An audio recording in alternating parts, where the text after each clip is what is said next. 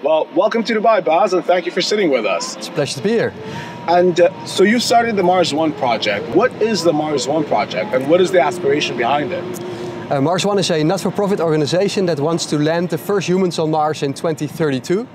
So we have the foundation that's organizing the mission, that's training the crews, and next to that we have a for-profit entity, Mars One Ventures, that holds the exclusive monetization rights around the mission, and that's now listed at the Frankfurt Stock Exchange. Many people have spoken about the Mars One project as a sort of a different setup to what normally is done, where governments are funding it. This is something that's privately funded. How is it going to work, and what is the objective ultimately behind the project? Well, the objective is really to go to Mars, but you can only do something like that if you can afford it.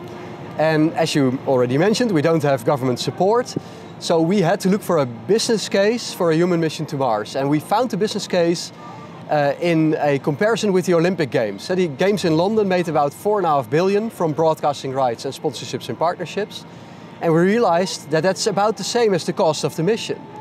So we realized that this, well, the most exciting story of the 21st century, which is what Mars exploration will be, the value of that story can actually fund this mission.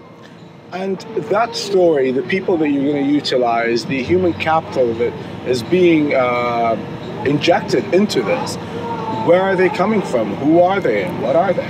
Yeah, we really want to be mankind's mission to Mars. So when we opened up the job vacancies for the first teams, we allowed people from all over the world to apply. And we had applications from basically any country that you can think of. So right here from Dubai, there's 2 people that applied, but also in other countries in this region, people applied, for example, from Egypt and Iran. So there's really a lot of interest from everywhere around the world. And how is the program going to run? I understand that by 2032 you want to have the first human colony.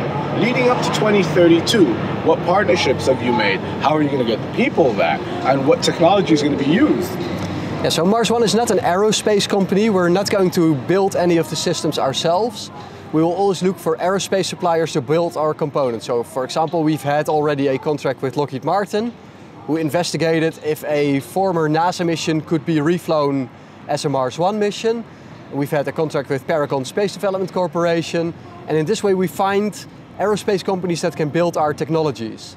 And we're working with on building other partnerships. So for example, I've been right here at the Dubai Space Agency to talk about what might we be able to do in the future together. I went to NASA, we've had discussions with the European Space Agency. Right now there's no such partnerships in place. But of course, as Mars One takes the next steps, we expect that those partnerships will also materialize. You have a lot of doubters for the success of this project. What do you have to tell them? Well, I think they should really come to the website again and see what we've already achieved. So we've had our contract with Lockheed Martin, we've had 20 million people to the website, 200,000 people registered their interest to go to Mars. We have people like Mason Peck, NASA's former chief technologist, on our advisory board, an astronaut, a Nobel Prize laureate, and we're already really telling the story, taking the first steps. And we have a long way to go, but we're already quite a far way ahead. And when can we expect to see the first steps, a probe of some sort in Mars where you're going to build and so going forward from that point? We have our first unmanned mission planned for 2022. It's going to be a reflight of the NASA Phoenix mission, so we'll use the same platform that NASA used.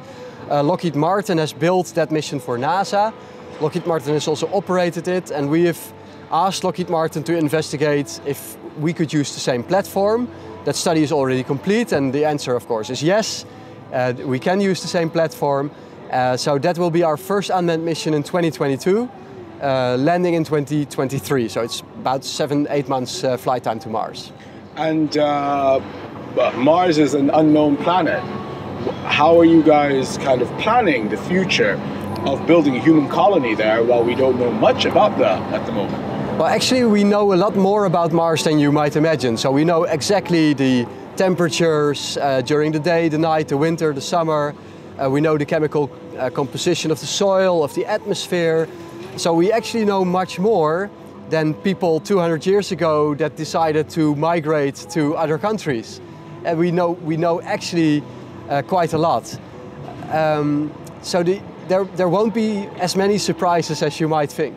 And that first colony that's going to be built there, what is it going to consist of? How are people going to sustain their food, their air, and so forth? Yeah, we have a number of preparatory missions going before the humans go. So we will get water from the Martian soil. We will get nitrogen and argon from the Martian atmosphere, the oxygen from the Martian water. So most of the components that the big weight budgets that we need on Mars will be produced locally. We will also have the first crew grow their own food. Of course, we'll have food in storage, because so even if everything goes wrong with growing food, they will survive. But it's our goal that they grow their own food on Mars, because every kilo that you send to Mars is about 100,000 euros. And it's too expensive to keep doing that in the long term. So they will grow their own food inside the habitat. The Martian atmosphere doesn't allow you to grow food outside, so it will be grown inside the human habitat. How's the Arab world going to be involved in this project? Well, one of the interesting parts is our simulation outposts. We need to select our teams, but also train our teams, and we're looking for a place to build a copy of the Mars outpost. So it would be great if we can build it in a desert.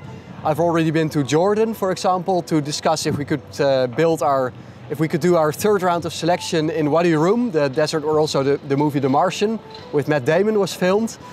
So that's the third round, but also the simulation outpost. We're looking for a good place for that. And I think that's one of the most likely cooperations between Mars One and the Arab world.